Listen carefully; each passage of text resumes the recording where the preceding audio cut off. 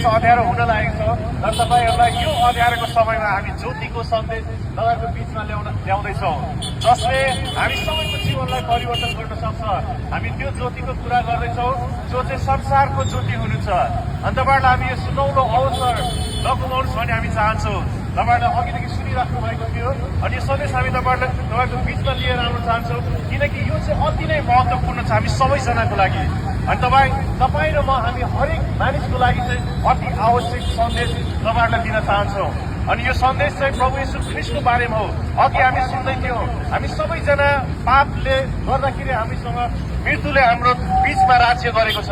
तर यो मृत्युबाट पनि हामी उम्कनको निम्ति एउटा उपाय हामीसँग छ। अनि जसरी यहाँ जतिजना हुनुहुन्छ तपाईँहरू पापी हुनुहुन्छ भनेर भन्न आएको होइन, तर हामी सबैजना पापले भरेको कारणले गर्दाखेरि हामी चाहिँ एउटा मृत्युको एउटा दास भइसकेको छौँ। अनि यो सन्देश हामी तपाईँहरूको बिचमा ल्याउन चाहन्छौँ कि हामी त्यो मृत्युबाट पनि उम्किन सक्छौँ। हामीसँग त्यो उपाय छ जसले गर्दाखेरि हामी एक दिन स्वर्गमा हामी जान सक्छौँ। किनकि बाइबल धर्मशास्त्रले यसरी भन्दछ कि परमेश्वरले संसारलाई यस्तो प्रेम गर्नुभयो कि उहाँले आफ्नो एउटै मात्र पुत्रलाई दिनुभयो र जतिजनाले उहाँमाथि विश्वास गर्छ हरेकलाई त्यो अनन्त जीवन दिएको छ। अनि हामी त्यो अनन्त जीवनको बारेमा तपाईँहरूलाई सुनाउन चाहन्छौँ। अनि तपाईँहरूको बिचमा हामी त्यो अनन्त जीवनको सन्देश हामी ल्याउन चाहन्छौँ कि हामी अब सधैँभरि त्यो पापको दासत्व पनि रहनु पर्दैन अनि यो पापको अधीनमा हामी रहनु पर्दैन भन्ने सन्देश हामी तपाईँहरूको बिचमा ल्याउन चाहन्छौँ।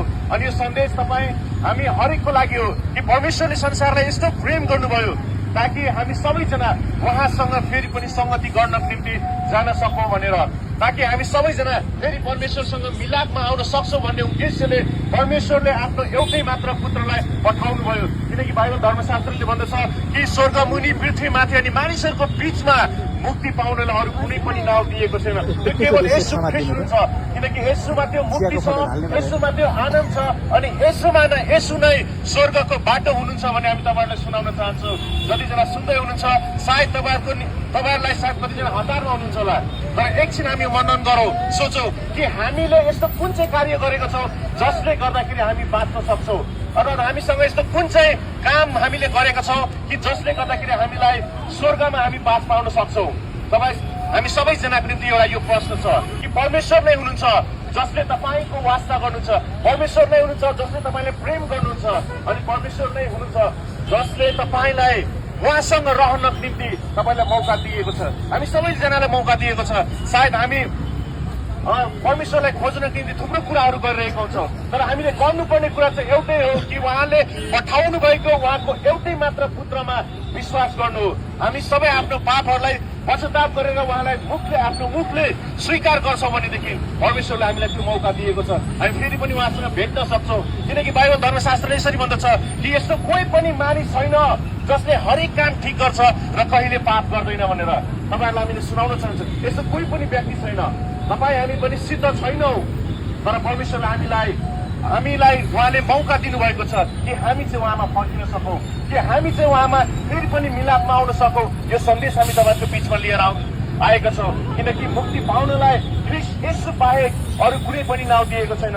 हामी येशू ख्रीष्टमा नै त्यो मुक्ति छ, येशू ख्रीष्टमा नै त्यो अनन्तको राज्यमा हामी प्रवेश गर्न सक्छौँ। येशू ख्रीष्टद्वारा नै हामी सधैँभरि पिताका हामी फेरि पनि जान सक्छौँ। अनि यो सन्देश हामी तपाईँहरूको बिचमा हामीले लिएर आएका छौँ। सायद हामी शान्ति खोज्नको निम्ति, हामी सायद मुक्ति खोज्नको निम्ति थुप्रो कुराहरू गर्छौँ, विभिन्न कार्यहरू गर्छौँ हामी, तर पनि हामी शान्ति पाउँदैन, हामी चिन्तित हुन्छौँ, हामीमा आराम हुँदैन, हामी चाहिँ विभिन्न शोकले हामीले भरिएका हुन्छौँ।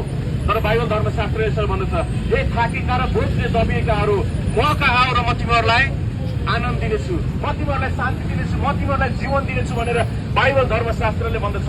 हो साथी हो, आज हामी तपाईँहरूलाई यो सन्देश तपाईँहरूको बिचमा लिएर आएको छौँ। किनकि हामी यदि तपाईँले त्यो शान्ति खोज्दै हुनुहुन्छ भने अनन्तको शान्ति येशू ख्रीष्टमा बाहेक अरू कसैमा छैन।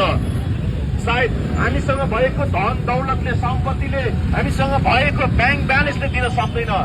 यदि यी कुराले दिएको भए चाहिँ हाम्रो वरिपरि हाम्रो छिमेकीमा दाजुभाइहरूसँग थुप्रो धन सम्पत्तिहरू छ, थुप्रो पैसाहरू छ, ब्याङ्क ब्यालेन्सहरू छ, महँगो महँगो गाडीहरू छ, महँगो महँगो बाइकहरू छ, थुप्रो कुराहरू छ। सायद यी कुराले शान्ति दिएको भए उनीहरू पनि चिन्तित हुने थिएन होला। तर यी सबै कुराले हामीलाई त्यो आनन्द त्यो शान्ति कहिले पनि दिन सक्दैन। सायद हाम्रो शोकहरू मेटाउन सक्छ होला, हाम्रो सायद शोकहरू कतिचोटि मेटाउन सक्छ होला, हाम्रो कतिवटा कुराहरू पुरा गर्न सक्छ होला, तर हामीलाई त्यो अनन्तको आनन्द, अनन्तको शान्ति यदि हामी पाउन चाहन्छौँ भने यो चाहिँ येशू ख्रीष्ट बाहेक अरू कसैमा छैन।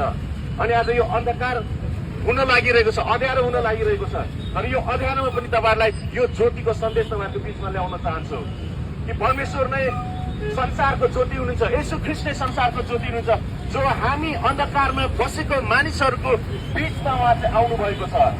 हामी पापको अन्धकारमा छौँ, पापको दलदलमा छौँ, तर यस्तो अवस्थामा पनि ख्रीष्ट येशू आउनु भएको छ र जतिले हाम्रो कार्यहरूबाट, हाम्रो पापहरूबाट पश्चाताप गरेर हामी येशू ख्रीष्टमा आउँछौँ भनेदेखि हामीलाई त्यो अनन्त जीवन दिएको छ। हो प्रिय, आज हामी तपाईँहरूलाई यही सुनाउन चाहन्छौँ कि ख्रीष्टमा बाहेक अरू कसैमा मुक्ति छैन, ख्रीष्टमा बाहेक त्यो शान्ति कसैमा छैन, ख्रीष्टमा बाहेक त्यो आनन्द कहीँ पनि हामी भेटाउन सक्दैनौँ। आज तपाईँहरूको बिचमा आएको छ, तपाईँको अगाडि आएको छ, अनि बाइबल धर्मशास्त्रले यसरी भन्दछ, हेर म ढोकामा उभिएर ढकढकाउँदछु, यदि कसैले मेरो स्वर सुनेर ढोका खोलिदियो भने म त्यस कहाँ भित्र आउनेछु। आज तपाईँहरूको बिचमा आएको छ, यो मुक्ति खबर तपाईँहरूको अगाडि आएको छ, अनि यो शान्तिको सन्देश तपाईँहरूको बिचमा आएको छ। यदि हामी हाम्रो हृदयको ढोकाहरू खोल्छौँ भने अनि हाम्रो मुखले व्यक्तिगत प्रभु येशू ख्रीष्ट हुनुहुन्छ भनेर हामी स्वीकार गर्छौँ भनेदेखि उहाँ नै मेरो पापदेखि हामीलाई निकाल्न सक्नुहुन्छ र हामीलाई उहाँ अनेक पापको दलदलबाट निकाल्न सक्नुहुन्छ र हाम्रो पापको क्षमा गर्नुहुन्छ भन्ने विश्वास यदि तपाईँ गर्नुहुन्छ भने, आफ्नो मुखले स्वीकार गर्नुहुन्छ भने ख्रीष्टमा चाहिँ त्यो अनन्त जीवन छ। हो प्रिय, आज म तपाईँहरूलाई यही भन्न चाहन्छु कि येशू ख्रीष्टमा त्यो अनन्त जीवन छ, येशू ख्रीष्टमा नै त्यो शान्ति छ भन्ने सन्देश हामी तपाईँहरूको बिचमा ल्याउन चाहन्छौँ। हामी कुनै नयाँ कुरा गरेको होइन, तर बाइबल धर्मशास्त्रले यसरी सिकाउँदछ कि परमेश्वरले तपाईँलाई प्रेम गर्नुहुन्छ। सायद तपाईँको परिवारले कसरी तपाईँलाई प्रेम गर्दैन होला, तपाईँको साथीहरूले गर्दैन होला, तर परमेश्वरले गर्नुहुने प्रेम चाहिँ अनन्तको लागि हो। उहाँ चाहिँ सधैँभरि प्रेम गर्नुहुन्छ, अनि उहाँले यति प्रेम गर्नुहुन्छ कि तपाईँ कहीँ पनि नाश नहोस् भनेर उहाँले चाहनुहुन्छ। अनि यो सन्देश हामी तपाईँहरूले सुनाउन चाहन्छौँ कि परमेश्वर अझै पनि हामीलाई पर्खिराख्नु भएको छ कि हामी चाहिँ हाम्रो पापबाट फर्केर यदि येशू ख्रीष्टलाई प्रभु हो भने हामी स्वीकार गर्छौँ भनेदेखि उहाँ अझै पनि तयारी हुनुहुन्छ तपाईँ र मलाई उहाँको परिवारको सदस्य बनाउनको निम्ति। अनि यो सन्देश कति आनन्दको छ, कति सुन्दर छ, अनि यो सन्देश हामी तपाईँलाई सुनाउन चाहन्छौँ। सायद तपाईँहरूलाई कतिचोटि तपाईँ हतारमा हुनुहुन्छ होला, तपाईँको एकछिन सोच्नुहोस्, एकछिन वर्णन गर्नुहोस्, येशू ख्रीष्ट अझै पनि तपाईँको निम्ति पर्खिराख्नु भएको छ। परमेश्वर अझै पनि तपाईँ र हामीले गरेको पापबाट फर्किन्छौँ भनेर उहाँ चाहिँ धैर्यवान हुनुहुन्छ। अनि बाइबल धर्मशास्त्र यसरी भन्दछ, हामी थुप्रोचोटि हामी घमण्डले भरिरहेको हुन्छौँ, हामी थुप्रोचोटि हामी कसैलाई टेर्दैन घमण्ड गरिरहेको छ, तर बाइबलले यसरी भन्छ, यदि कसैले घमण्ड गर्छ भने म परमेश्वरलाई चिन्दछु भन्ने कुरामा घमण्ड गरोस्। धनी मानिसले आफ्नो धनमा होइन, बुद्धिमानले आफ्नो बुद्धिमा होइन, तर यदि कसैले घमण्ड गर्छ भने म परमेश्वरलाई चिन्छु भन्ने कुरामा घमण्ड गरोस्। अनि यो सन्देश हामी तपाईँहरूको बिचमा ल्याउन चाहन्छौँ। परमेश्वरलाई चिन्नु नै, परमेश्वरलाई प्रभु हो भनेर स्वीकार्नु नै यो अनन्त जीवन हो, यो मुक्ति हो। अनि यो सन्देश हामी तपाईँहरूको बिचमा ल्याएका छौँ। कृपया तपाईँहरूसँग समय छ भने तपाईँहरू वर्णन गर्न सक्नुहुन्छ। प्रभु येशूमा नै त्यो आनन्द छ, प्रभु येशूमा नै त्यो मुक्ति छ, प्रभु येशू नै हरेक कुराको समाधान हुनुहुन्छ। अनि यो सन्देश हामी तपाईँहरूको बिचमा ल्याएका छौँ। कृपया तपाईँहरूलाई यदि समय छ भने तपाईँहरू मनन गर्नुहोस्। अनि येशू ख्रीष्ट अझै पनि तपाईँ र म फर्केर आउँछ भनेर उहाँ चाहिँ अझै पनि पर्खिराख्नु भएको छ। अनि यो सन्देश हामी तपाईँहरूको बिचमा ल्याउन चाहन्छौँ, किनकि यसले नै हाम्रो जीवन परिवर्तन गर्न सक्छ कि येशू ख्रीष्टमा नै त्यो मुक्ति छ, येशू ख्रीष्टमा नै त्यो आनन्द छ, अनि येशू ख्रीष्ट नै स्वर्गको बाटो हुनुहुन्छ भन्ने सन्देश तपाईँहरूको बिचमा ल्याउन चाहन्छु। अनि पवित्र बाइबल धर्मशास्त्रले यही सिकाउँछ कि उहाँले चाहिँ हाम्रो निम्ति एउटा बाटो दिनुभएको छ। येशू ख्रीष्ट परमेश्वरको पुत्र हुनुहुन्छ, तर उहाँ चाहिँ हाम्रो मानिस भएर हाम्रो बिचमा चाहिँ बास गर्नुभएको छ, ताकि हामी जतिजना उहाँको नजिक आउँछौँ, उहाँलाई प्रभु हो भनेर स्वीकार गर्छौँ भनेदेखि उहाँले हामीलाई त्यो मौका दिनुभएको छ। यो सन्देश हामी तपाईँहरूको बिचमा ल्याउन चाहन्छौँ। कृपया तपाईँसँग यदि अलिकति समय छ भने यो कुराहरू सोचिदिनुहोस्। यदि होइन भने हामी चाहिँ स्वर्ग जानको निम्ति कुन चाहिँ कुरा छ हाम्रो बिचमा र के कुराले चाहिँ हामीले लान सक्छ, तपाईँ हामी सबैजनालाई सोच्नुपर्ने कुरा। यदि हामी आफै जान सक्दैनौँ भने यीशु ख्रीष्ट हुनुहुन्छ। यीशु ख्रीष्टमा यदि हामी विश्वास गर्छौँ भनेदेखि उहाँ चाहिँ हाम्रो स्वर्गको बाटो हुनुहुन्छ। उहाँ चाहिँ हामी प्रत्येक मानिसको मुक्तिदाता हुनुहुन्छ। जतिजनाले उहाँलाई ग्रहण गर्छ र विश्वास गर्छ, आफ्नो मुखले स्वीकार गर्छ, अनि हरेक मानिसको निम्ति यीशु ख्रीष्ट एउटा मुक्तिदाता हुनुहुन्छ। यो सन्देश हामी तपाईँको बिचमा ल्याएको छ। कति सुन्दर छ, कति आनन्दको छ, कति शान्तिको कुरा बाइबल धर्मशास्त्रले भन्दछ। हामी तपाईँहरूको बिचमा यही सन्देश ल्याउन चाहन्छौँ कि तपाईँ पनि एउटा बहुमूल्य हुनुहुन्छ। तपाईँ पनि एउटा एकदमै बहुमूल्य हुनुहुन्छ। परमेश्वरको दृष्टिमा तपाईँ पनि एउटा एकदमै प्रेम गरिएको मानिस हुनुहुन्छ, किनकि उहाँले तपाईँ र मलाई आफ्नो स्वरूपमा बनाउनु भएको छ। र उहाँ चाहनुहुन्न कि हामी नष्ट भएर जाउँ। उहाँ चाहनुहुन्न कि हामी सधैँभरि पापमै डुबेर पापको दास भएर हामी बन्छौँ भनेर। तर उहाँ चाहनुहुन्छ कि हामी चाहिँ हाम्रो पापबाट फर्केर यदि ख्रीष्टलाई विश्वास गर्छौँ भनेदेखि, यदि यसो ख्रीष्टलाई मुक्तिदाता भनेर विश्वास गर्छौँ भनेदेखि र हाम्रो पापबाट फर्किन्छौँ भनेदेखि उहाँले हामीलाई उहाँको सन्तान, परमेश्वरको सन्तान हुने अधिकार दिनुभएको छ। यो खबर हामी तपाईँलाई सुनाउन चाहन्छौँ। कति आनन्दको कुरा छ, कति खुसीको कुरा छ। हामी एकचोटि हराएका थियौँ, हामी पापमा डुबेका थियौँ, पापको दास मुनि थियो, तर परमेश्वरले हामीलाई फेरि पनि त्यो मौका दिनुभएको छ। उहाँको सन्तान हुने अधिकार दिनुभएको छ।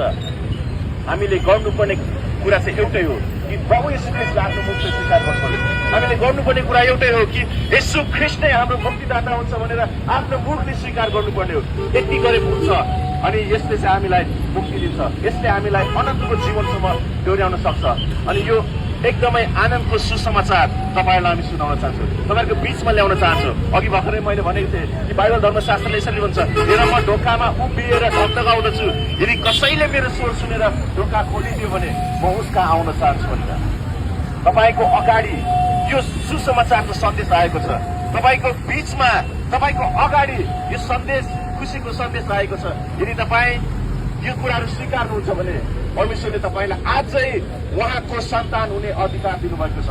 परमेश्वरको राज्यमा तपाईँ सधैँभरिको निम्ति उहाँको परिवारको सदस्य भएर बन्न सक्नुहुन्छ। अनि यो अचम्मको सुसमाचार, एकदमै आनन्दको सुसमाचार, एकदमै खुसीको सुसमाचार हामी तपाईँहरूको बिचमा ल्याएका छौँ। हुन्छ, तपाईँहरू जतिजनाले सुन्नुभयो, परमेश्वरले तपाईँ सबैजनालाई आशिष दिनुभएको होस्। जय मसीह, जय Nepal, God bless you all.